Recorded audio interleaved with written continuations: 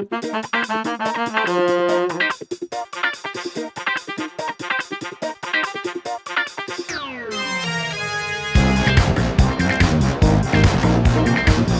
to episode 42 of the Champagne Comedy Podcast, where we talk about the best Australian comedy show from the 90s ever made, Frontline, and other D-Generation comedy tidbits. Joining us on this podcast today is Alison, Daniel, Kim, Prue, and Tony. Hello. Good evening.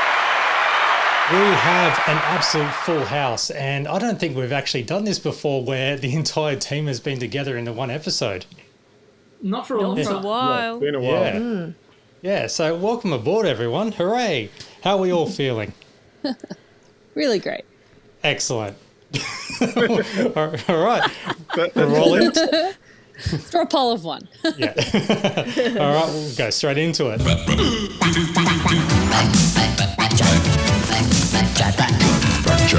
And we have our first feedback from our Frontline podcast, which is great. So it's 100% up from last time. So this is an email from Cameron Davis, and he says, "Hello, Champagne Comedy Podcast team. Just want to say how glad I was to hear the first episode covering Frontline. I am low-key obsessed with the show, and I can't wait to hear what you all think about the future episodes. Anyway, the reason I write this is I wanted to add a bit of piece of trivia to the first episode. Now, what he's referring to is something that we actually didn't play a grab of, but I'm going to include it in this story, okay? The Game Boy game that Mike was playing was Super Mario Land, and you can tell because they used the background music for the game. So here's the bit directly from the episode. Is Mike in? I think he's really busy.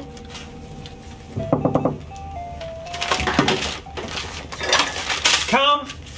The TV whip's here, Mike. Oh, right. I'm a bit busy. Oh, no, just whack it down here. I'll have a look at it later. Thanks. Can you hear something? Nope. So that's very subtle, very quiet. So that was Super Mario Land, which sounds like this.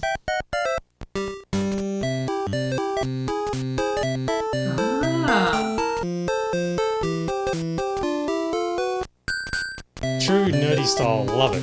And so he says it's not just random beeps and boops that most TV shows add whenever someone is playing a video game. I really appreciated the attention to detail the production team showed there. And he also looks forward to more episodes of Frontline that we tend to dissect and destroy and kill jokes and stuff like that. So hooray! So thank you very much for that, Cameron. It's great to know that there's an intersection between video game fans and Frontline fans. Yeah. Definite attention to detail. Also, one for you, Alison, and that was Andy Munro, who has written this on the Champagne Comedy Podcast Facebook forum group thing that we do have. Feel free to join. Andy actually said that he only learnt that Jeffrey Salter was from Mount Gambier because of the podcast. So thanks for that, Andy. We're very informative. Well, I'm happy to read out extracts from Frontline, the story behind the story behind the stories anytime. Doing a special on Salter's examination of the Blue Lakes at Mount Gambier soon. Yeah, I think we really miss an opportunity to see him present the weather from one of those sinkholes. Yes. I do have relatives who live in the neighbourhood, and we used to spend, when I was a child, a fair bit of time at Mount Gambier. And that's all I remember. The Blue Lake was very impressive as a giant sinkhole. And that's about it. Sorry, Mount Gambier. There's a good pub there. Last time I went there, the pub was nice. Oh, that's good. So plenty to do in Mount Gambier. It's time for... Oh, Jesus!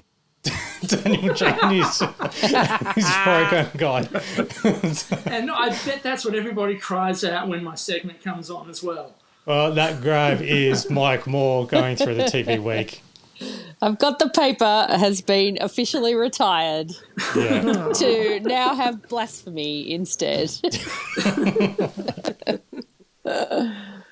All right, so technically this is a program guide, but I'm not focusing too much on what's on the TV on the 16th of May. The only thing that's worthy of a mention, really, is that later on the ABC at 9:30 is the final in the season of This Sporting Life with H.G. Nelson and rampaging Roy Slavin. And they have as their special guest Barry Humphries as himself, which I don't know whether that's a rarity or not. I can kind of remember that episode. Yeah, they had it. Well, they had guests, He didn't does they? turn up. Yeah, he does turn up as himself. I'm more interested in the fact that he's on a sports program because he's notoriously really hates sport. And he's got like awards from the Anti-Football Society and stuff like that. So I really don't know what he would have had to say about sport. Maybe he didn't Probably talk exactly about sport. That, yeah, he didn't talk about They it. probably talked about his award from the Anti-Football League. But yeah. Well, the good news is that it is on YouTube. Yeah. So I'll pass the links on to Matt, and he can stick it through the socials. I will be watching that. What I want to focus on instead is some of the reviews for the first episode, because we didn't have much time to really go through those in the last episode. So starting off with a bit from Tony Squires, writing in the Sydney Morning Herald Guide. What Frontline does so wonderfully is offer us regular laughs by clever scripting and occasionally broad stroke performance, while daring to say something. Not only that, it is a specific comment about the TV industry. Much Australian product, whether it be comedy or drama, sets itself in a vacuum. It seems to be afraid of offending real people and even real locations. Not Frontline. Its references are people we know, places we know, and current stories we know, and it bites at all of them. He also praises John Hewson's performance as being simply brilliant, not just politically. The fear of having the likes of Sitch and Jane Kennedy, who plays a reporter, acting in something that is much more than an extended Late Show sketch, was that they may have been of Paradise Beach standard. But in the context of this show, they are perfect. They're also surrounded by fine performers such as the wonderful Bruno Lawrence, who plays the program's executive producer. It's a winning combination. So some nice praise there from Tony. There was also a review in The Age on the morning of the broadcast written by Philippa Hawker. She writes that Frontline is very funny, assured and entertaining. It's miles better than the vastly overrated British show Drop the Dead Donkey and more inventive and interesting to look at than Murphy Brown. It has some sharp points to make, but I'm not sure whether it's as radical a demystification as its creators would like to think. The Frontline team should bear in mind that there's other satirical ground which hasn't been covered in detail. A behind-the-scenes look at the making of a comedy show. Now that would be something. Punchline. A no-holds-barred look at the cynical, manipulative world of TV comedy. In the words of the AFL promo, I'd like to see that. Somehow I think she's foretelling the invention of the Jesters. Remember that show was on Foxtel? Yeah, I vaguely. I remember it well. I enjoyed it a lot. It was like The Chaser, but Mick Malloy was their manager sort of thing. Yeah, it was basically behind the scenes of a Chaser style kind of a prank show, let's call it. It definitely wasn't as sharp as Frontline though. I mean, Frontline's a really sharp program, and I disagree with that review, by the way, because, you know, I thought it was, as someone who was quite young at the time, it told me an awful lot about the world of current affairs. But, I mean, getting back to the Jesters wasn't particularly sharp. It had a lot of kind of dumb jokes, really, that were not as satirical as Frontline. So, yeah. Philippa references an interview that Tom Gleisner did with The Green Guide, saying that he wasn't keen to attract a teenage audience and would feel that the show had failed if it did. Philippa reckons that this view is misguided for several reasons. It's unnecessarily arrogant and it underestimates the abilities of a sceptical and visually literate age group. It's more like the good old days when any show could pretend that they weren't desperate for teenage viewers.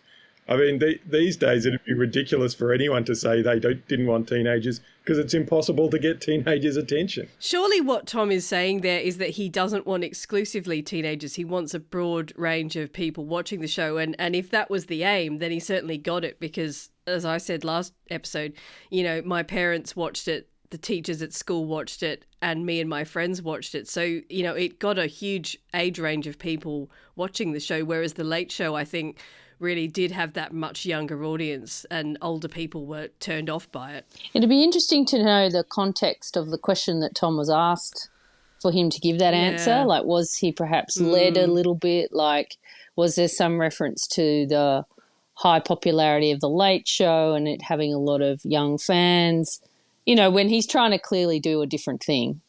A lot of the time with these interviews, the answer they give is not like a real answer. It's the answer they give to try and define the conversation around their show.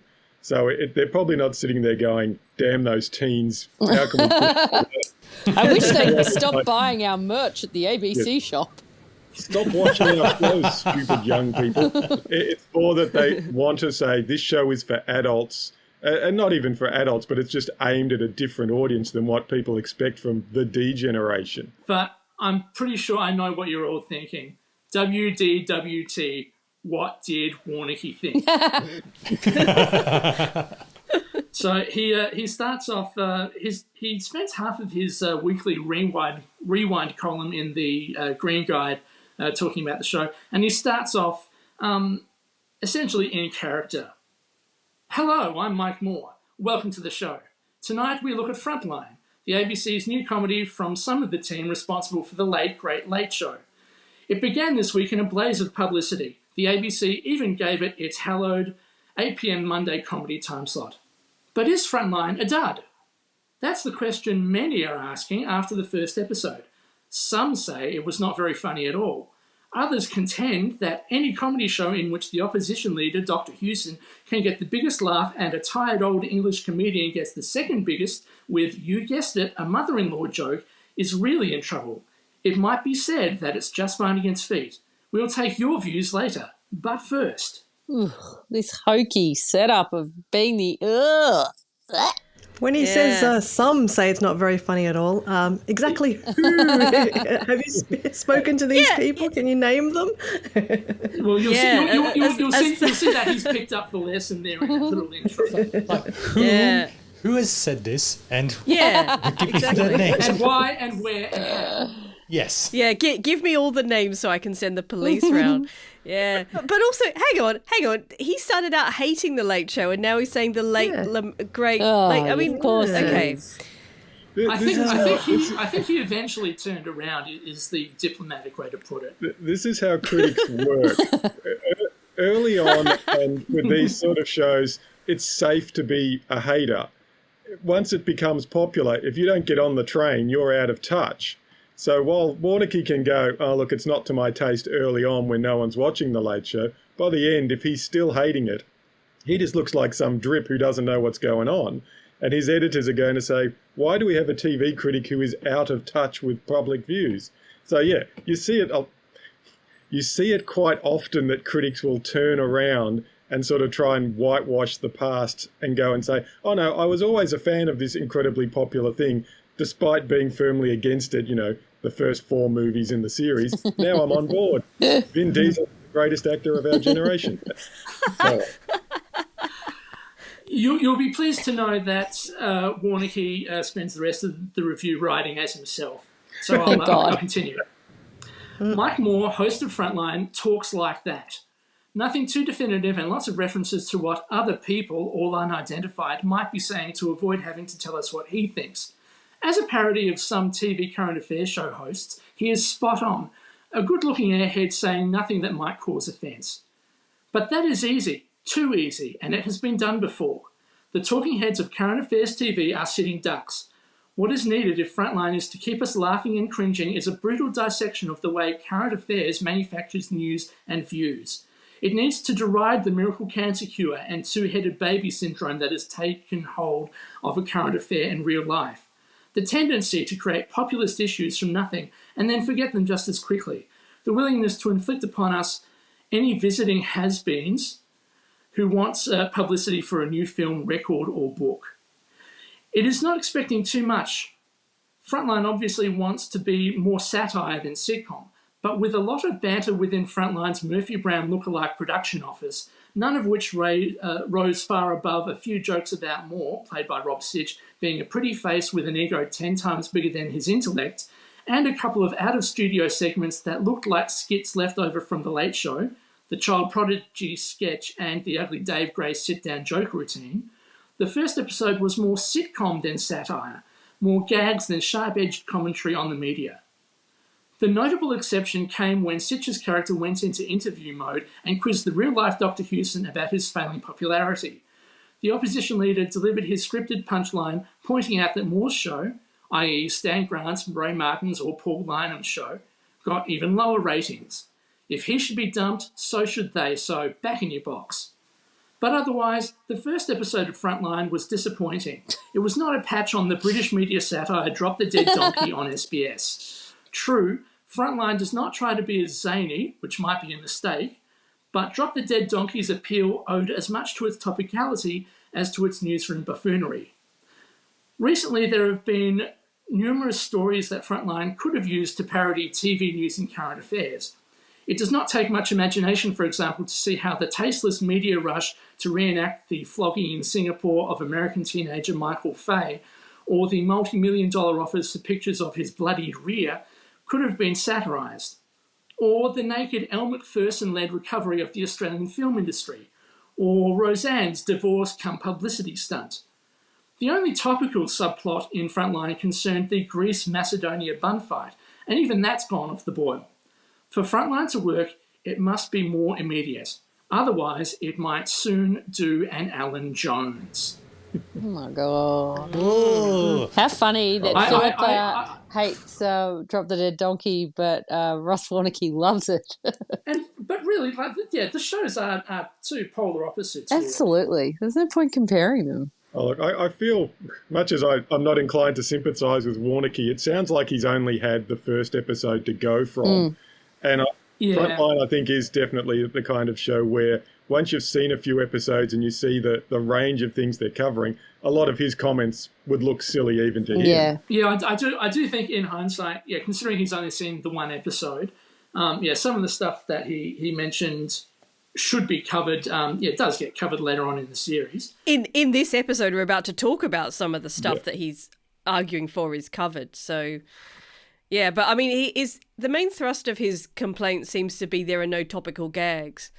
And, you know, I guess they could have gone down that Drop the Dead Donkey route, but they made a creative decision not to. And actually, you know, I think it's probably a stronger show for it in a lot of ways, because I think if you watch Drop the Dead Donkey now, it would be a baffling program. I mean, it was kind of baffling then because it was British as well. A lot of the stuff, well, exactly. They were referencing British stories that we hadn't necessarily got, and also it was 2 weeks old anyway by the time we saw it on SBS. So yeah, but it had there was a lot of of hot stuff that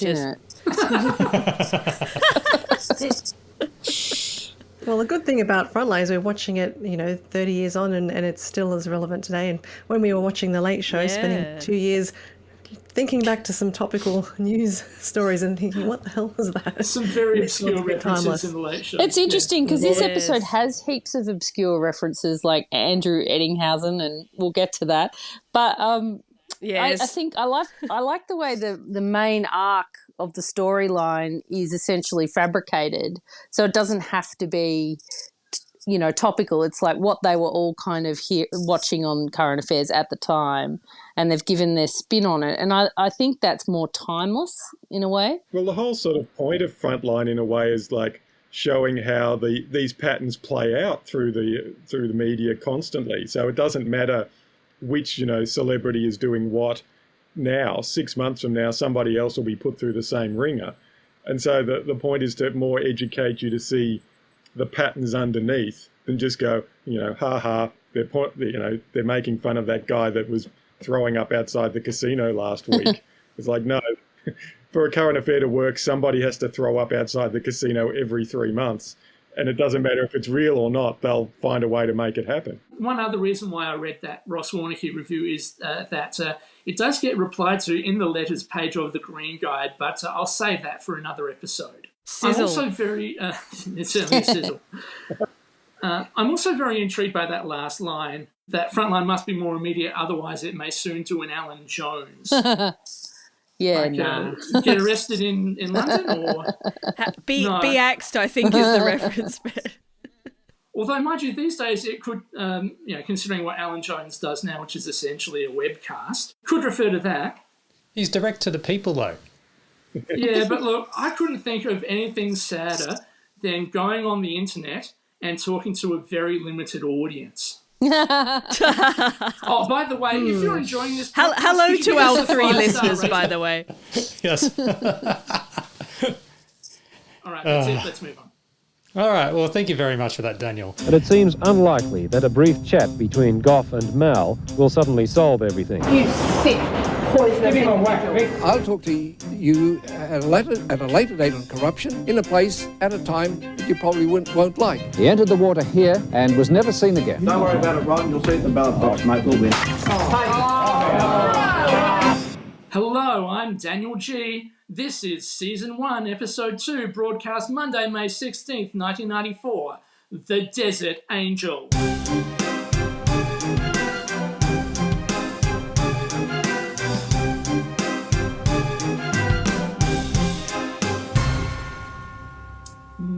You did a great job there. Marvellous Mike Moore impersonation. So as Daniel said, it is the Desert Angel. Well, this is the synopsis. Word comes through to Frontline that a beautiful aid worker, presumed dead after going missing in the Sudanese desert, has turned up alive. At the same time, a rival network tries to poach Mike Moore, and Brooke Vandenberg interviews Pat Cash for her celebrity profile series. Only Brian Thompson seems to have his mind on the main game, and that is getting the Desert Angel. I couldn't find any story that kind of related to the Desert Angel thing because of any connectivity to a real life moment. The second episode in, they've already got another big name star on the show. Oh, look, it felt to me a lot like they had a lot of references and satirical points that they were going to make that weren't strong enough to build an episode on. So they came up with a central idea, and then they could weave in, the Pat Cash sort of storyline and a bunch of the other things, which were sort of, sprinkles on the comedy donut, as it were. Delicious donut too. I can shed a tiny bit of light on what this Desert Angel storyline might be in reference to. Well, first of all, we should talk about the unseen character throughout this episode, being one Harry M. Miller. It turns out that Harry M. sent a bit of feedback to the Frontline crew about his featuring in their storyline. And it was written about by Shirley Dempsey in her Antennae column, it's like a TV and radio industry gossip column in the Sydney Morning Herald Age. She says that the episode storyline is a variation on the real-life Iceman story, where Harry M. made history by not allowing the brand of chocolate bar which kept James Scott on ice for weeks in the Himalayas to be divulged on 60 Minutes. And was it a Mars bar? I haven't been able to find, much about James Scott or which brand of chocolate bar. Wasn't there also a Stuart Diver in Threadbow? That was 97 though. Okay, Did he survive on chocolate? Okay, so Harry and Miller did represent Stuart Diver as well, but I more associate the chocolate bar with, I've forgotten his name, the English yachting guy, damn it. Oh, Tony Bullimore. Tony Bullimore, that's the guy. Did he also survive on chocolate? That was 2006 though, because that was Get This time. But yeah, I definitely don't associate that with Stuart Diver.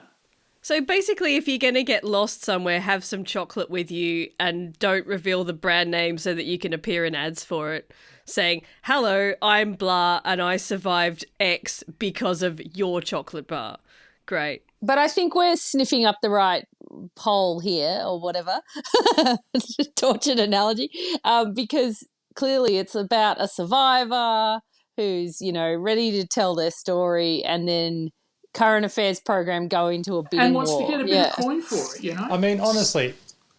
Well, Harry and Miller was a running joke, through the 90s for finding ways to superimpose himself between any regular folk who was in the news and, Australia's media outlets. I'm sure there were loads of jokes about, Harry and Miller was the first one on the site of the rescue and, he was the first person to pull them out of the wreckage.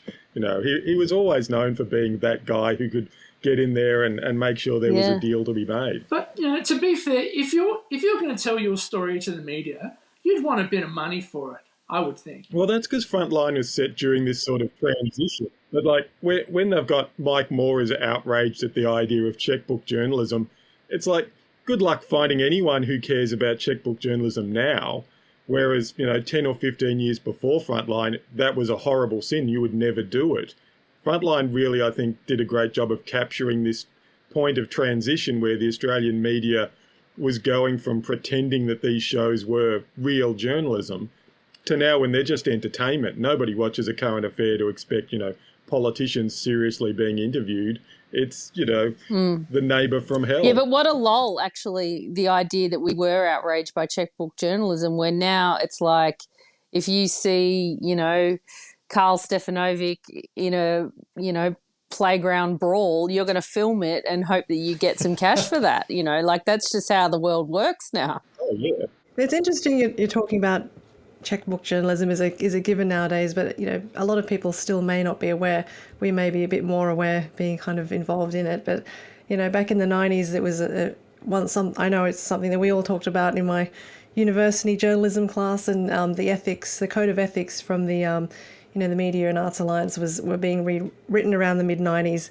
And I was just looking up, it took them about 6 years to actually revise the code of ethics, which initially it was from the 1940s originally. Then in the 80s, they revised it again.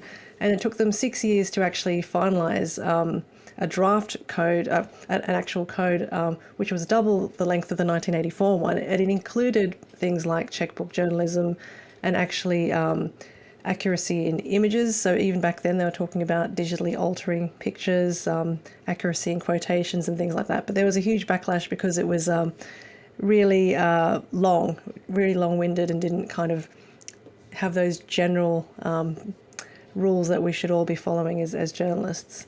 And then I think in the end it ended up being one of the simplified versions, so it didn't actually reference the checkbook journalism and all that stuff in the end. But certainly it shed light on it. Not to preempt too much, Kim, but is this the one that's described later on in the series as being essentially a pamphlet?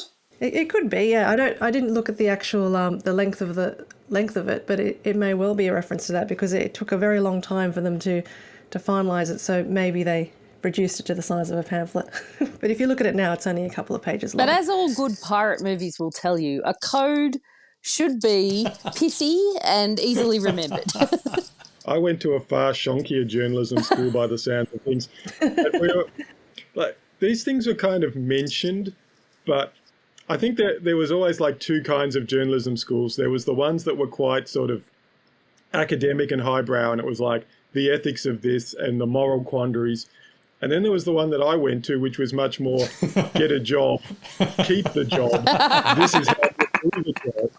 And yeah, it was very much like, look, you're competing with other people for stories, and if you have somebody in your organisation who's willing to throw money, you let them throw that money.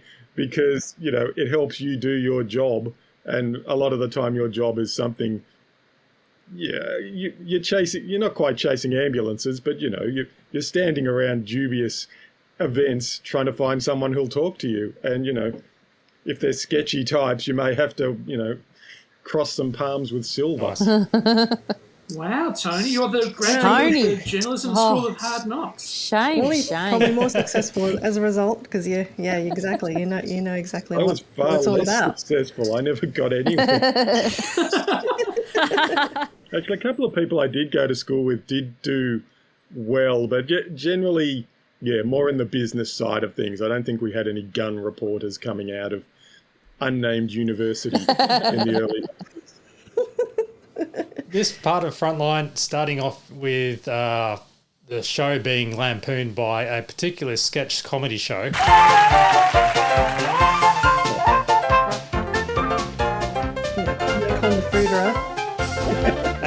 Anyway, the Comedy Bunch, which kind of sounded similar to that, as front up with, here's an Easter egg for you. The sketch... Jeff Payne. Yes, Jeff Payne, who's actually a D-generator. Yes, he's a D-Gen member. Yes. Yeah. Parroting Mike Moore. So, Brian, did you watch the Comedy Bunch last night? Mm-hmm. What'd you think? Very funny. Really? Yeah, a little undergraduate. Were they having a go at me? Sort of. But I don't always have my head like this. That's an exaggeration. Your profile's lifting. Yeah, but if you're not going to be taken seriously, Sit down. Look, there are two signs that you've arrived in this game, and one of them is a comedy show doing a parody of you. Oh, great. What's the other one? Channel 9 trying to poach you. And that sets the scene, really. There's that but the undergraduate. So I feel like that they're also having a ripping towards themselves, perhaps. Yeah, and they're also saying, look, this is not undergraduate humour now. We're with the big guys. We've got a prime time slot now, and we're doing all this intellectual satire. I just like the way it was a callback to a forgotten era where there were comedy shows that would actually make fun of local local identities. Yeah. Or for that matter, networks that would try and poach other shows' hosts. I think you just wait now till the other guy's show gets cancelled and he shows up at your door. So the Desert Angel, Jessica Steckel, the young aid worker, is in the Sudanese desert and he's found alive. So Frontline already gave her a memorial with Mike giving the eulogy with really beautiful awkwardness. Love it. That's a great eulogy. Can you believe they actually did that without a body? Like, what the hell? Well, presumably there must be situations where like someone's been eaten by a shark or something where they have to go, well, you're dead, but we don't have you here, so we've got to bury something. I.e. Harold Holt. Well, yeah, Harold Holt's the obvious, but it must be relatively common that, you have to say. Well, it was a memorial service. It's framed as a memorial service, which is fine. It's not a funeral. It's not like, she fell into a steel smelter and, she's dead, but we don't have a body. We don't have a body, but we do have this Terminator that's emerged, so... Great. We do have this metal stool that was made. And... It's got weird. Okay. Yeah. Inanimate carbon rod. Or the prayer at the end of the sign-off, which is visual mainly, but anyway. Yes. The good night directed to the heavens. Good night, and then looking up to the heavens. Yeah. Good night. Good night. I think what's also interesting is the way that they try and fudge everything. We didn't say that she was going to do medicine. We said that she wanted to do medicine. Yes. She wasn't really a straight-A student. Yeah, but see, all of that is really, that is not a surprise at all for people, when you've made this, know how the sausage is made. There's a lot of, there's a bit of vagary around this, so we'll just push it, to one side rather than the other. And I think what Frontline did really well was just bring to, the public's awareness that if someone's not saying something definitely, then it's almost certainly made up if it's on these shows, because they can make it up. They can say, committed to, social work or whatever, because they went to an op shop once, because that's, near enough. It's they're painting a picture. It doesn't have to be based on reality. And I think Frontline really pointed out to people that these shows aren't real journalism, they're entertainment. There's also an interesting little tidbit from the script book that says that the sad classical guitar music in the Desert Angel death piece, according to the script, is Cavatina from the movie The Deer Hunter. Now, I don't think that's what was used in the final. Yeah, I'm pretty sure that wasn't Cavatina. Cavatina, as far as I can tell, is 3/4 time, and I think all of the sad classical guitar music was 4/4 time. Nerd facts here, folks. You heard them first. Yes. I'm really pleased you got your metronome out, Daniel. Well done. That is commitment to this podcast, to buy a metronome and set it up and tick it along. Good on you. The next scene has John Smith / Neil Byrne from Channel 9 calling, Mike, who oddly sounds like Colin Conacher, who was working on the copier in the background. Yeah. He does, doesn't he? He really does. He is my favourite character in this entire... He's a scene stealer. He's always pulling pranks, that Colin Conacher. I actually didn't spot him in this episode. Yeah. He was there. He was right. He was there. Yeah, he was there. If you watch it back again, it is right at that moment where it switches to The Office. Just before that, you'll see Colin. Okay, yes, we absolutely need to make it a hallmark of the podcast that we give away the timestamp, please. Okay. Next time. What if they're streaming on Stan or something like that? We need a segment called Where's Colin, as in Where's Wally, where we Yeah, point out and it where needs a Colin theme. is. Where's Colin? Where's Colin? Yes. Yeah, every week. And then you go, find him, found Send him. it. Tweet out a screenshot Where's of, Colin? with Buy the hashtag photocopier. Where's Colin. We'll start a Colin Conacher fan club and a page and Twitter account. You just got to make sure you photocopy it. With a photocopy of your bum. Yeah. It's a photocopied newsletter, goes out monthly in the post. Photocopied on a Conacher. It's like proper 90s style newsletter. Fanzine kind of thing. Yeah. Do it. That's what we do with the podcast. To create a fanzine, print it out, send it off, and then sticky tape the podcast on as cassette tapes to the e-zine. Old school. Oh, my goodness. Yeah, so after that phone call, Brian receives annoying news about the aid worker. And this is my favourite bit too, so you got to listen carefully. Get on to it, Mum? Yeah, so did Harry and Miller. No. Gonna have to bid for it. God, we paid for the fucking memorial service. Yeah, so we could film it. Yeah, she doesn't know that. Yeah, but Harry M does. That was unaltered, so I don't know what version you were all watching it on. That was directly from the DVD where they've just quickly muted it. They would have had to, like, even for 1993 standards, 8 o'clock at night, you couldn't get away with the F word at that time of night. Did everyone pick that up too? No, I did not.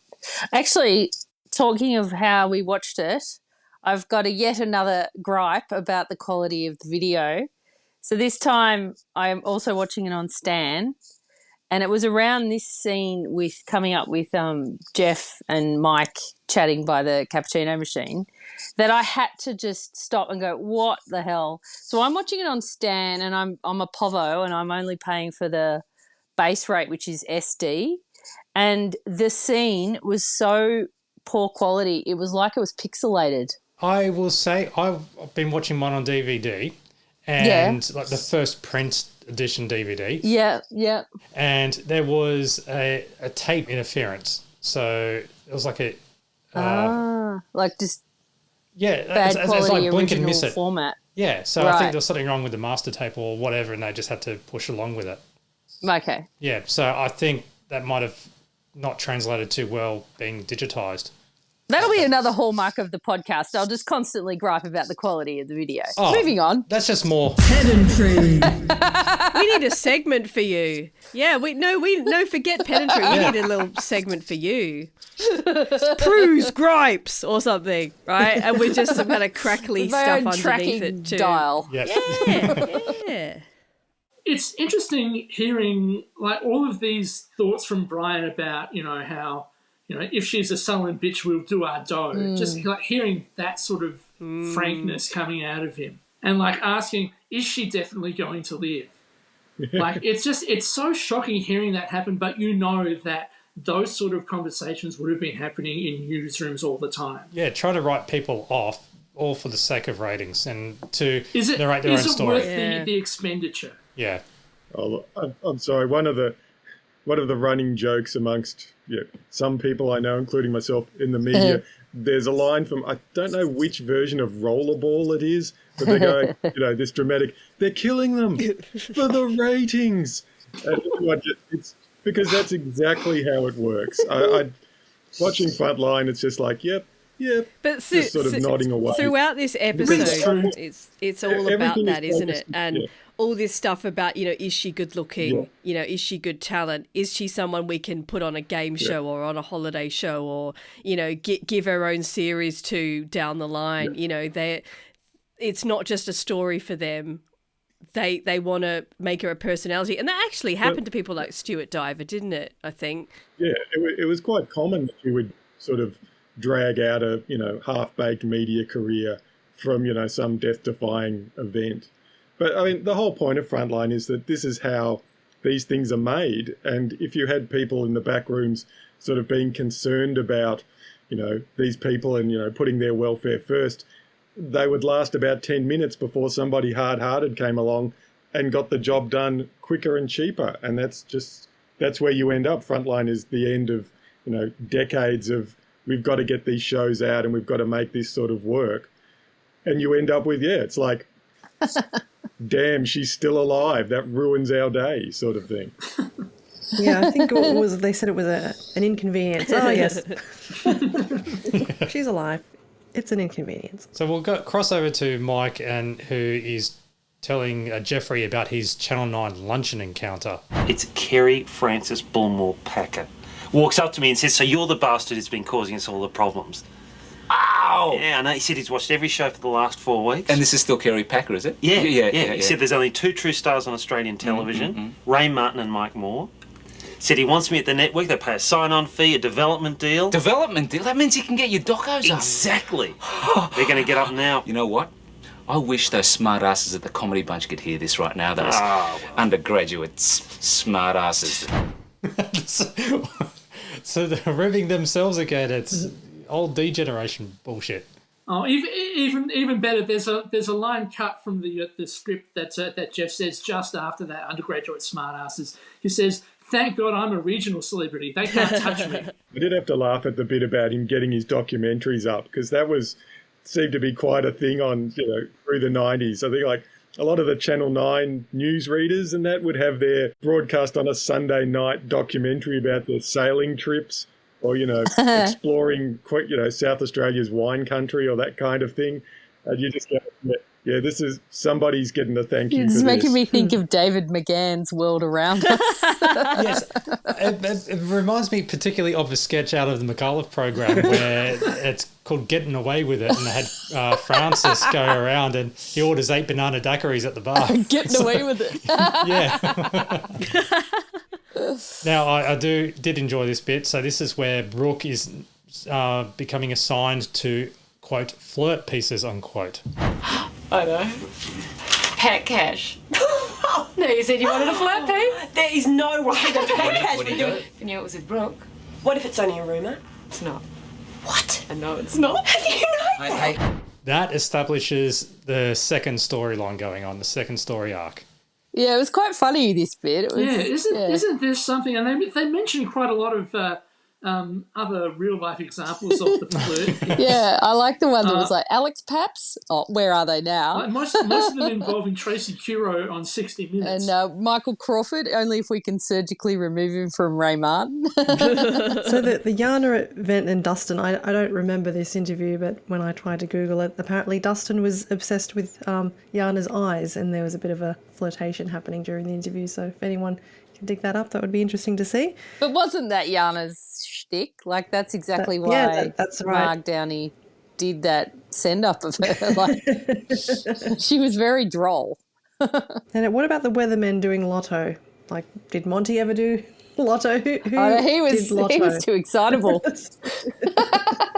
was that other nice guy, that Stretch guy. Didn't he do Brian Bury? Not Brian Bury, the other one, the one with the... he did Keno. Dennis Walter did. Famously parodied Keno. Fast Forward. Keno. I'm thinking of that other one, that David something. David Brown, maybe? Am I making these words up? I'm sure he did Tats. Anyway, he was easy on the eye. Anyway, write in if you know who the hell we're talking about. So Brian crushes Mike's dream luncheon, really, and reciting what basically happened word for word or mannerism for mannerism.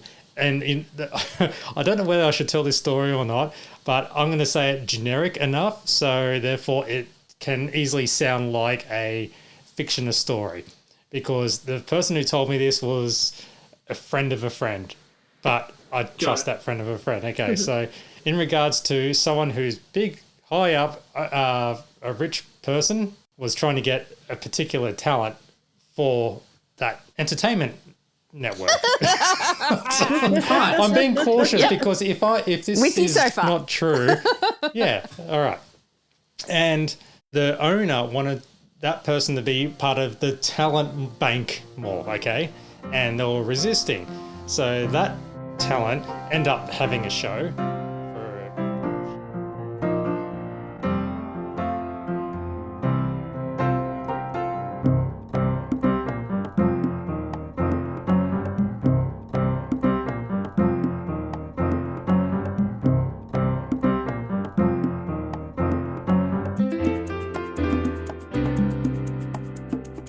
But my God, you were being cautious. Yeah, I was being cautious because you were being too cautious. And I haven't heard anyone else confirm with me. I don't know how, whatever it is. So that's why I've tried to say it in that way. So if you at home listening on the podcast can work out who he, she, it, or they are, drop us an email. You won't get a prize or anything. But guess who, don't sue. That is pretty much may or may not be a work of fiction. All we could say is that who knew that Skippy was such a tough negotiator? So there's an interesting bit that happens after that conversation where Brian kind of crushes Mike's dreams, and that is that the conversation switches over to talking about the latest with Harriet Miller. And in the show, Brian refers to Harriet Miller as a ticket seller, and I thought that's an interesting way to refer to Harriet Miller. And then I looked in the script, and if you go to page 37 of the book Frontline, the story behind the story behind the stories, you can see the actual scripted line is he calls Harriet Miller an ex-con. And I thought, okay, that's even more interesting. So they've obviously toned it down from ex-con to ticket seller. And I looked this up, and this is kind of interesting. So back in the 70s, 1978 to be accurate, Harry M. Miller actually started a ticketing company called CompuTicket, which went into receivership within 6 months. And as a result of that, he was found guilty of aiding and abetting the misappropriation of $728,000 in funds, and he was sentenced to 3 years in jail. So hence the ex-con line. And he actually only served 10 months, but yeah, he served it at Long Bay and Cessnock Correctional Centres. So yeah, there's an interesting little reference there that you might not have understood. And there you go. That's me explaining it to you. Yeah, that's really interesting. What do you got? Pat Cash said yes. Great. And the ticket seller? Mr. Miller said 50,000. Not negotiable. No, I definitely want it. I have to get approval. Hang on. We're not going to pay for the Desert Angel. We're not going to pay for that story. We've got no choice. Your mate Kerry wants it as well. Seems like he thinks he can buy anything. Yeah, the ticket seller, right? I mean, it would have been quite interesting if they'd actually gone with ex-con. Obviously, the lawyers got to it. Wouldn't this book be so much more interesting if it had lawyer notations on it? Like, delete that, change totally. that. But what's interesting is that it's okay to put it in the book, but it's not okay to broadcast it. Yeah, so, maybe there's something about libel that you're allowed to print. But I don't know. I don't think so, because it's still being shared. Maybe it was a mistake to leave it in here. Maybe it was just one of those improv things, and they had toyed with the idea of calling a ticket seller as well.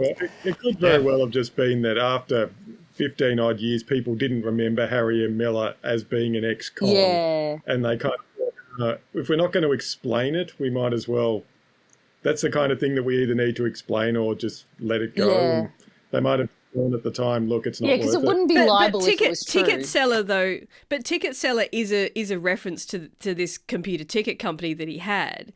And the thing is, Harriet Miller was famous for being a talent manager, essentially. But remember back in the 90s, you'd go to concerts or whatever, and it was always Harriet Miller presents on the ticket.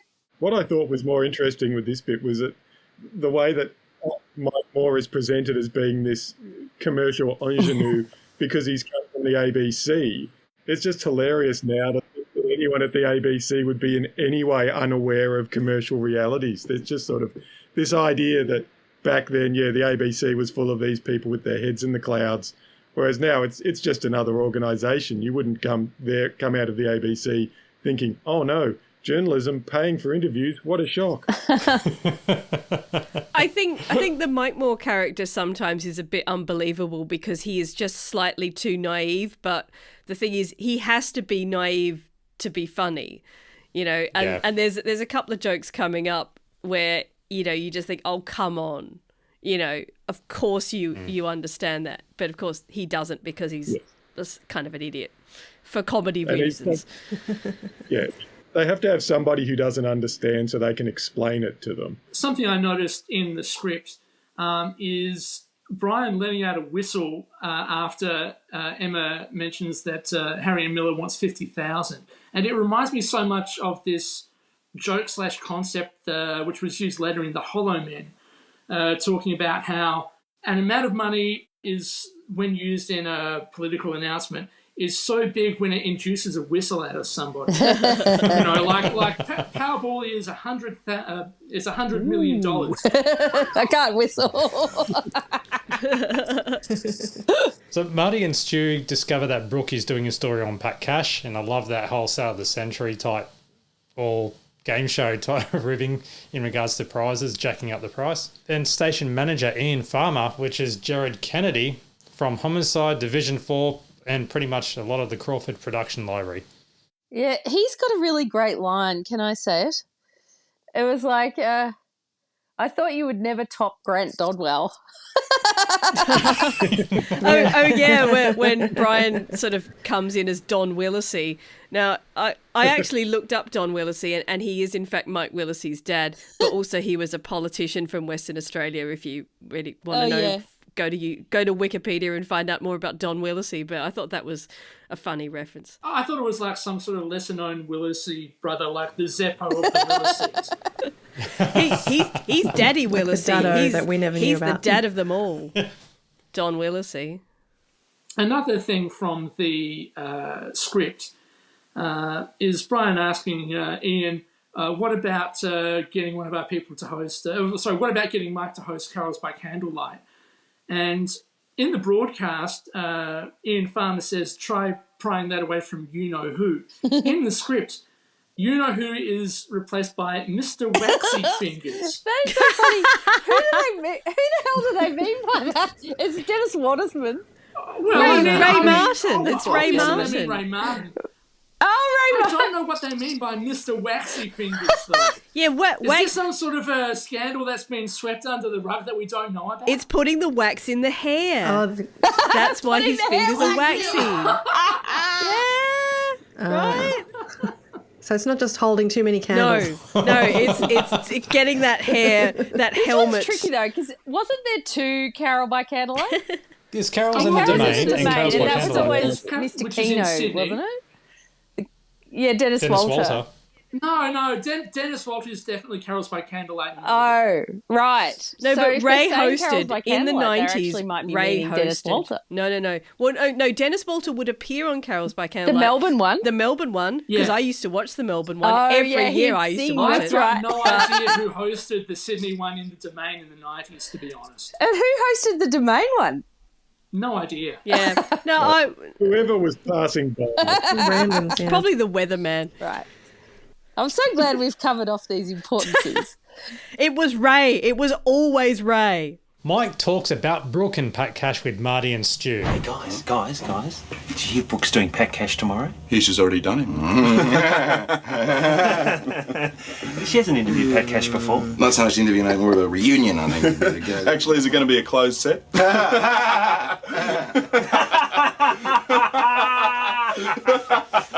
Set. Tennis set. Yeah. See, this is Mike Moore. This is Mike Moore being slightly too dumb to be credible, but also funny. So I actually really like that they did that though, because the misogyny is really high, right? Yeah. Like, not only is it these two clowns who are always joking around and hanging it on Brooke, there's also quite a lot from Brian in this episode, I reckon, too, about the whole Desert Angel thing. And it's a little bit hard to handle, So I like the way Mike is the comedy stooge where he's not getting the joke, and that's the joke, but it's also because he's not getting the joke that makes him not a harasser. He remains somewhat pure. Yeah, he's dancing through the drops, so I kind of like that. He's a bit more wholesome, so we don't mind him for that, even if he's a little silly. Plus, they're talking about his wife, so... The misogyny around the Pat Cash thing is quite interesting because we find out later that Brooke actually started the rumour that she had slept with Pat Cash. It was me. and there's this whole theory from Stu and Jace about how, these women in the media, they've got to have this rumour about how they got off with some rock star or whatever. And And I find the whole sexual politics around that really bizarre, because I'm thinking, what woman would actually do that to themselves? There was a rumor. Well, okay, we know that rumor. We all know that rumor. Cool. All right, then I won't bring that up. But in part it's because Frontline was on at this particular time in Australian media where like 10 or 15 years earlier, women reporters were much more, weren't so common. And 10 or 15 years later, it's like, well, everyone is up. They're the front person in many cases. Yeah, they're the ones running the show. This is like this period where they're becoming more and more present, but you've still got men kind of setting the agenda and setting the tone. And so they're sort of forced into this, I'm here as a bit of, eye candy and I'm here to flirt sort of position that they're put into.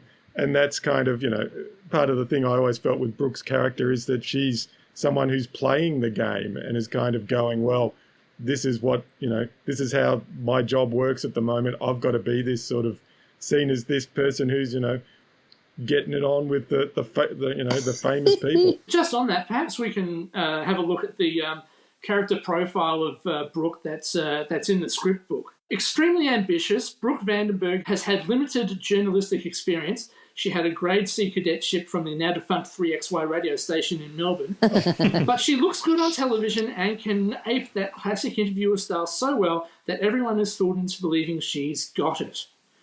Brooke is 30 years old and realises she has limited on-camera life, which is why she has her sights set on becoming a reporter for the American 60 Minutes program as soon as possible. She can't understand why Yana got the gig. She has a very healthy social life, particularly with high-profile, powerful men, and is enjoying her own rising profile through the publicity machine of the network. Interesting profile on Brooke. More of that story later. Back at my journalism days, in my class, there was a range of people, studying journalism for various reasons and because they wanted to do different things. And there were, I think, maybe in like 60 odd people, there were 2 or 3 young women who were clearly like, I want to be on television. And it was very much sort of looks focused. And that was an avenue, that was how you got into certain aspects of journalism. It was like, if I look really good and I can read off an auto cue and, not fumble some basics of presentation, I have a good shot of getting a television career. And that's often what happened. That was a path that you could take at those days. You didn't have to study journalism quite so much because you were going to be reading things that, a producer was going to write for you. Your job was to present it in a certain way. I'm sure Jane saw a lot of that. Didn't she do journalism, or did she? Yeah, she was the newsreader on, that was how she got into the DGM, wasn't it? I just can't remember if she did arts or whether she specifically did journalism. Again, there's also biographies for the actors portraying the characters. So the one for Jane Kennedy starts that she was a producer and on-air announcer on Melbourne radio station 3UZ, as well as a news presenter on Triple M. Jane was inducted into the D generation and removed from the newsroom for laughing during the news stories. Brooke, in fact, had a higher cadetship than Jane. So after Brian fluffs Mike's ego to keep him on board at the station, Mike then realises he's the last to know about Brooke and Pat having a fling after Jeffrey reveals that he already knew as well as everyone else. Apparently everybody knows. Yeah. So Jan, the publicist, works with Brian to make a quote for Mike. I'm so pleased, Brian. Publicity have been in an absolute spin, and Mike's such a sweetie. I love him. Okay. Unfortunately, you're not feeling a bit well, so you can bail on this, but are you able to do your best accent on that too? Okay. I'll give it a go. Let me just get the script. Say whatever you feel comfortable with. This is probably not you dirty cow. No, I'm not doing dirty cow. Dirty cow. Jan is talking to Brian about all the exciting things that Mike is looking forward to. He's staying at the network and he's looking forward to all these things. And then she gets a phone call and it's from someone called Mandy. And he says, He's definitely staying here. Okay, sorry. Mandy, darling, all wrong, sweetheart. He's definitely staying here. They're a bunch of silly old pricks. That's what they are. Something like that. Oh, sorry. No, the actual line is, they're a bunch of silly old pricks, aren't they? That was too British. But anyway, that's basically... Thank you. Very good. I really love the way Jan takes off her clip-on earring before she has that phone call. Oh God, it's just such a detail. Such a brilliant character note. But the other little joke that I like in that particular sequence is that she's written down this kind of bullshit press release quote, and then she reads out the bullshit press release quote to Mandy, and they kind of take the piss out of how unrealistic this press release quote is, because you read any press release. Formal, yeah, exactly. Because I don't know why this is, but I mean, everyone knows the quotes in press releases are total bullshit, and no one's ever said that, and never would ever. But they always write them in that style. Why do they do that? Yeah. And then they'll just say, "Oh, insider, not highly paid publicist told us to say this." Yeah. But it's the formality of it. It's like, I am desperately looking forward to staying with the network and doing some specials. It's just, no one talks like this. No, but the whole point is that it's an official statement. It's not, actually having Mike Moore say he wants to stay would be like 80 words of him rambling on about, liking his car park or something. It's like, no, we need the story is going to be 250 words. We've got, 25 words for your quote. You need to say you're happy to stay, you're looking forward to the future, you're excited to be part of the family. That's it. And the network has his 100% support. If they're leaving to go to another job, then they're leaving to go to another job. If they're leaving for any other reason, they've been sacked, and you just got to wait for them to find another job, and then they can start talking about it. Yeah. But yeah, it's always... It's those two things. I got a new job, or they kicked me out of the old job, but I can't say I got kicked out of the old job. I'm leaving to, explore my love of nature, or, the round-the-world cruise I've always wanted to do has finally, lured me away from this well-paying job. So many round-the-world cruises, honestly, if you ever decide to hop on one, you're guaranteed to meet either an ex-TV, radio, or journalist. Some talent out there. You can get COVID together on the high seas. The thing that I liked was, there are some publicists that I've known for, a lot, 20 or 30 years now. People in the film industry tend to never leave. And so the same publicists are there. And I knew them when I was, starting out, and they were just a bit older than me, and they were, normal young people. And now they have aged into this Frontline character. So you're saying that you've encountered many Jans in your profession? Technically, they're called Georgies. Because there's been 3 or 4 Georgie film publicists in Melbourne over the years. Okay. Don't know what. No one knows why, but there was a period where they were all called Georgie, and so some of them, some of them are the same, but Jan is a type that some people age into. It's like the pressures of the job turn you into this person. Hey, there's a joke that Jan has. How there's a whole running joke about the getaway vacation program, and they can never remember the name. They can't remember the name of their own show. So in the script, Jan just goes, guest spot on holiday, getaway, what's our one? I always forget. But in the show, the character says one more one that's quite funny, and I can't remember it. Does anyone remember it? Well, go away. Go away. Yeah. Classic. I also just want to quickly read the profile for Jan, because it's quite a contrast with Brooke Vandenberg. A smart career woman who started in the business as a secretary, Jan has the magic touch when it comes to publicity. She runs a well-oiled machine and simply adores her network stars. Jan is one of the few women who hold an executive position in television and has no qualms about exercising that power. She is one of the founding members of The Coven. The coven is presumably her and all the 3,000 Georgies getting together for white wine or something. Technically, it can only be another 2 for a coven, I think. Yeah, that's true. It's 2 a coven. But Channel 9 has completely outbid Frontline on the Desert Angel, so they decide to turn something that would have been positive into a fluff piece that is quite negative. You know, when you think about it, 5 weeks in 40-degree heat, no supplies. Does that sound sus to you? It sounds sus to me. Sounds real. True. So we do a James Scott on her. We can't have a go at her. Oh, we don't have to. We get someone else to do that. It's amazing how they just flipped it like that. Just like, oh, fine, screw you. We'll dig up some dirt. And also another mention of James Scott there, I just realised. The Iceman we mentioned earlier.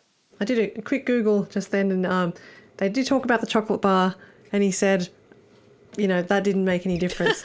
It was Cadbury bars. And Right. I ate them within a couple of days, and it didn't do anything I could have done without His them. blood sugar just spiked and then he crashed. If anything, it made it worse. Presumably in the context of their spoiling it would be, you know, did that glass and a half really do anything? But yeah, it's very educational, just how Brian just twists the story around and just convinces them and just keeps giving them more angles to go by and how that turns out at the end, as we see in a few minutes. But that was a hallmark from what I remember of Frontline, in that they would sort of, as the episode went along, it would kind of build to this crescendo of flip-flopping where you would have to, you know, take a stand on one thing, then reverse it because something had changed and then flip back again. And it was very much this, in the lead up to putting the show to where pretty much everything was up for grabs. And, you know, we'd say you were great, then we'd say you were awful, then we don't have the interview, then we do have the interview. And they would really sort of build to this point where, you know, Mike Moore would inevitably end up on the wrong side of things right before he had to, you know, front up and say something the opposite to what he just said. Well, it's just like what you were saying earlier, Tony, about Warnicky and just having to go with what the people were thinking. Yes, that's sort of the whole point, that it's like to get to the end product, you really sort of have to, stay on the right side of everyone and flip-flop until you get there. Yeah. I do think this was quite instructional at the time. There was some, I remember at the 90s, it was like, oh, we all knew that Current Affair was dodgy but I don't think we had the language to explain what it was that was dodgy. And well, unless you were a media or journalism student, but, you know, for the rest of us, it was like, what's going on here? This program's terrible. And then Frontline comes along and sort of shows us the inner workings of this is why it's bad, because one minute they love these characters who are real life people with real life stories, and the next minute they're turning on them, knifing them in the back. Yeah, fair weather friends, definitely. So the Frontline don't have the Desert Angel, and Brian tells Mike, Desert Angel's out, and then he says, I'm not paying for stories. I told them they could shove their checkbook journalism up their jacksies. Mike, Desert Angel is out. Why? You were right, mate. They can shove their checkbook journalism right up their jacksie. I've got a lot of respect for him. Brian, what's a jacksie? And actually, weirdly, in the script it says, I can shove their checkbook journalism up their ass. So anyway, in the broadcast version, he goes with jacksie. I just like that because it was funny. I don't have any wider point about that. I just think that's a funny line. and also, I guess, okay, if you want me to have a wider point about that, it also goes back to Mike being a bit kind of too naive, but the fact that he is naive makes it funny. So there you go. So after they spend time taking audio grabs out of context in the production room, Mike goes on Neil Mitchell and he discusses that night's episode that's coming up. We're quite firm at Frontline now. We won't be paying people for stories. But you paid the topless hairdresser. Yeah, but she gave us a haircut. That was my favourite bit. Yeah. She gave us a haircut. It's kind of like, well, it's a general challenge. It's the same kind of... And finally, we get to the Pat Cash fluff piece with Brooke. And finally, how do you feel about being Pat Cash, the sex symbol? Oh, well, maybe 10 years ago I had some fans and, Teeny Bop was following me, but Doesn't quite happen as much these days as older people, maybe the grandmas. Pat Cash, thanks for your time. Thank you. Great pleasure. So, stock standard interview, and then they show the behind the scenes of the cutaways and the faces, noddings, yep. And then that's when Pat discovers who was spreading those rumours about him and Brooke sleeping together when they weren't. Yeah, it was Brooke. I think she might be offended as being referred to as a grandma if she's still a fan of his. I've got my... I noticed they were reading TV hits in the episode. I've got a TV hits here from March 1994. That's the only one I could find. I probably eBayed all the... Does that have Dita Brummer on the front? It's a Dita, yep, R.I.P. TV hits, and it's got the favourite male sports star. Obviously, there's no Pat Cash, but if you want me to read out the top 10 sports stars in the poll...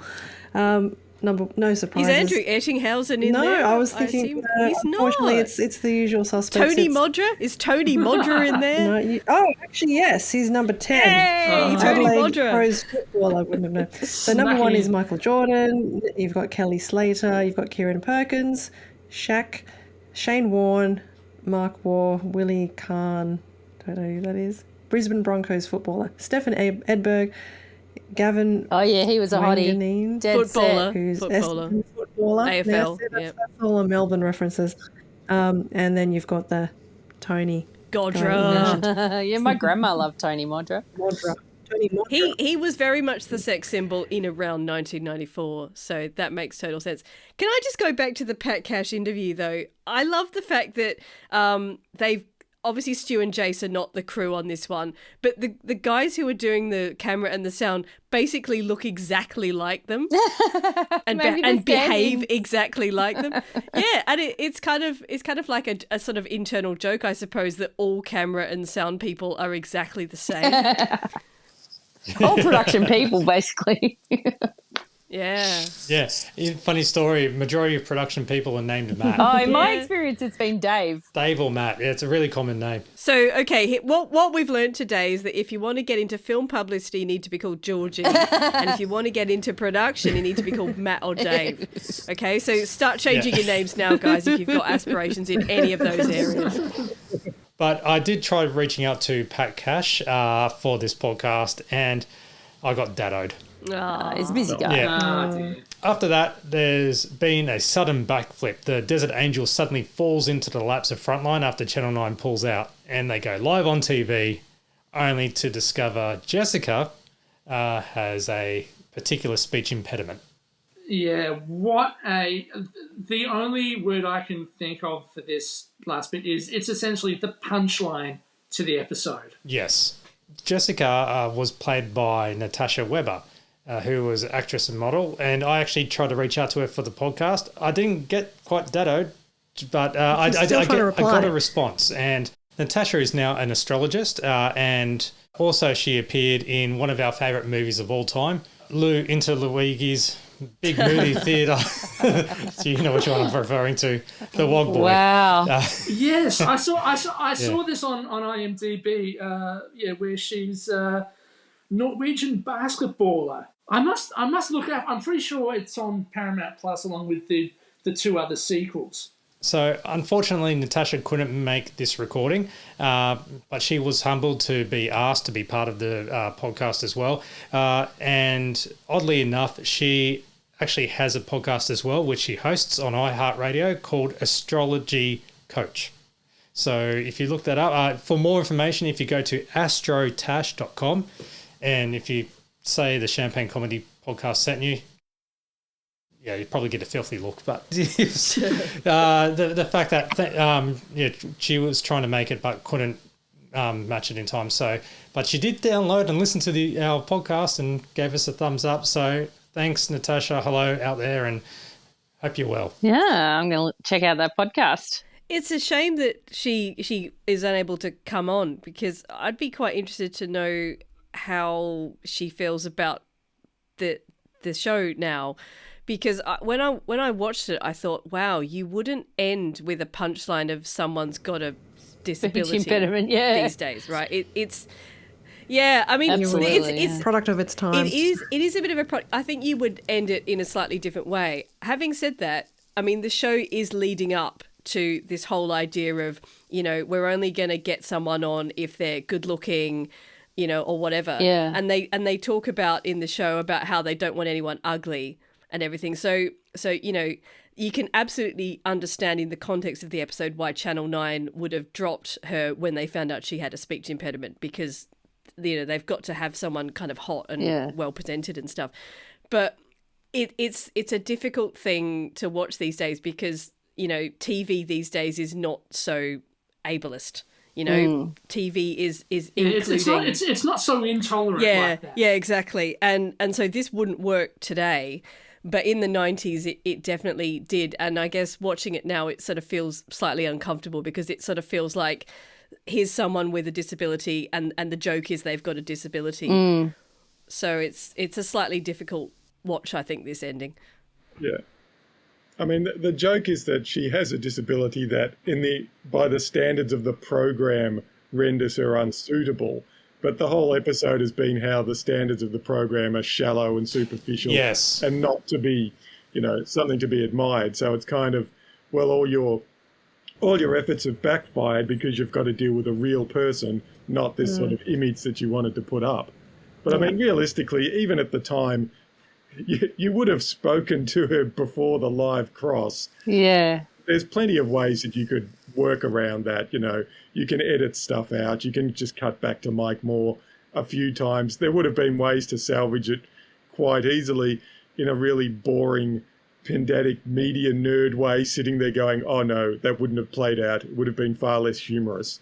It's like, well, they went for the joke. And I guess, they kind of, I felt like they did enough to make the joke on the people at Frontline rather than making fun of her disability. They got their comeuppance. I think I agree with you, but I just think that these days people would just go, how dare you make fun of someone with a stammer, right? Oh no, you wouldn't do it like that now. Yeah. There's no way. You especially would not do what Rob was doing, which was, and this is what makes the punchline for me. Him trying to spit out the bird himself.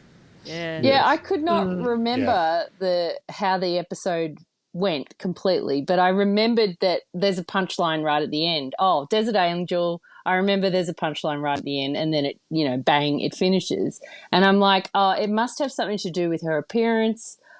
And in my mind, I'm like, yep, she's lost her 2 front teeth. So I wrote myself another joke for Frontline in my imagination.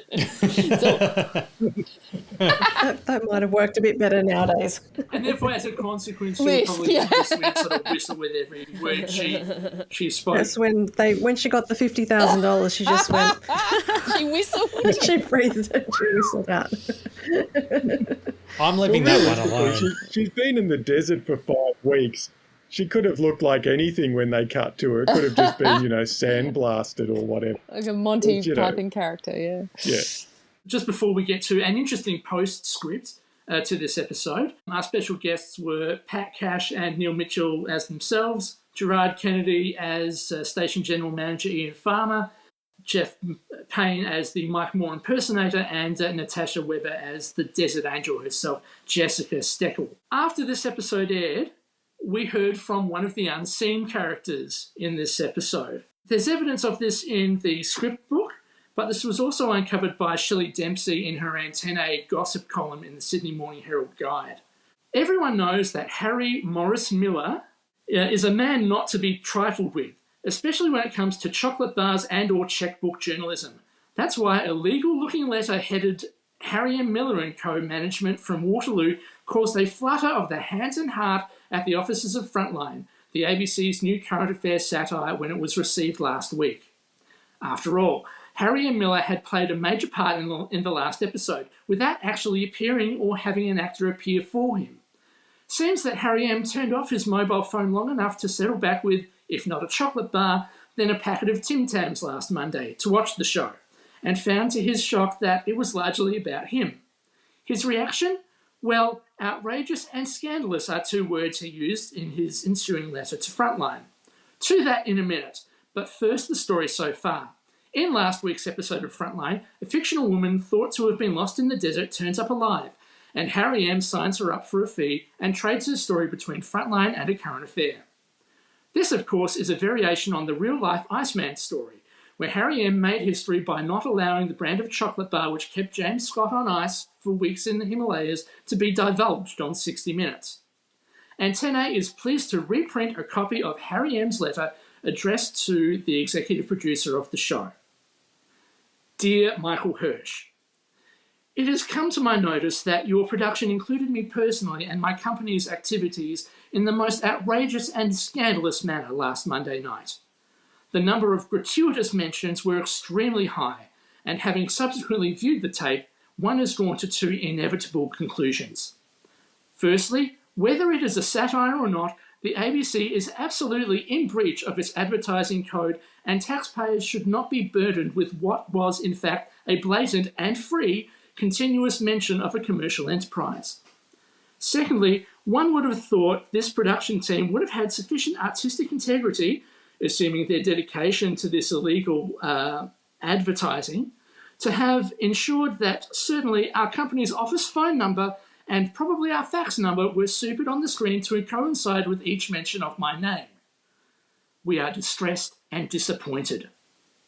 On a more serious note, I thought the episode was really clever, funny, and I can't remember having so many people from all walks of life, including a Cockney carpenter who is doing some odd repairs at my home, comment to me about the show.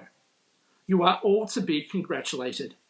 It is a fantastic satire with the terrifying edge of realism hovering above at all times. May your ratings soar to the sky. Regards, Harry M. Miller. P.S. You may also mention to the news chief at Frontline that we in fact have a news story coming up, which we would offer exclusively to Frontline for a figure which would be equivalent to no more than 11 of the Prime Minister's antique clocks. What a nice twist. How about that? Harry M liked it. Wow. That letter went hot and cold, didn't it? Like, screw you, congratulations. It was Harry taking the piss as much as they were taking the piss out of him, really. Yeah. But, isn't it interesting? It is. And it was a fax. These are the days when you could send, complimentary and or angry faxes. I'll just mention that I noticed on the back of the script book that they've quoted Ross Warneke as saying disappointed. Yes, and they have. I think that came from your review that you read out, Daniel. So it all loops back. There were many, many, many words, and yes, disappointing would have been one of them. Excellent. All right. Well, that concludes Frontline Season 1, Episode 2, and the Champagne Comedy Podcast, Episode 42. Wow, 42 episodes. Hooray for us. So feel free to give us feedback or whatever. Just reach out if you've learned something from this podcast. champagnelateshow@gmail.com is our email. Twitter @TLSChampagne. The website, champagnecomedy.com. Forum's dead, so don't bother signing up to that anymore. Facebook, the Late Show page, as well as if you look up Champagne Comedy Podcast on Facebook, you'll find the group and join, and you can bond and rub shoulders with everyone else who's also a big Frontline Late Show Champagne Comedy nerd. Anyway, I just want to say a big thank you as always to Alison, Daniel, Kim, Prue, and Tony. Thank you for coming on, and also you, the audience. You specifically. Yeah. You're the only listener. That's right. Yeah. Just the only one, yeah. Oh, we had 3 a minute ago. Well, two of them have got bored. They're probably off listening to Alan Jones. Anyway, so that's it for the Champagne Comedy Podcast. I'm Matt. Thanks for listening. Catch you in the next episode. Bye. Good night. Good night. Bye. Thank you for listening to the Champagne Comedy Podcast, created by fans for the fans. For more information on this podcast, please visit champagnecomedy.com. Produced by Matt Fulton Productions, mattfulton.com.au. Well, okay, we know that rumor. We all know that rumor.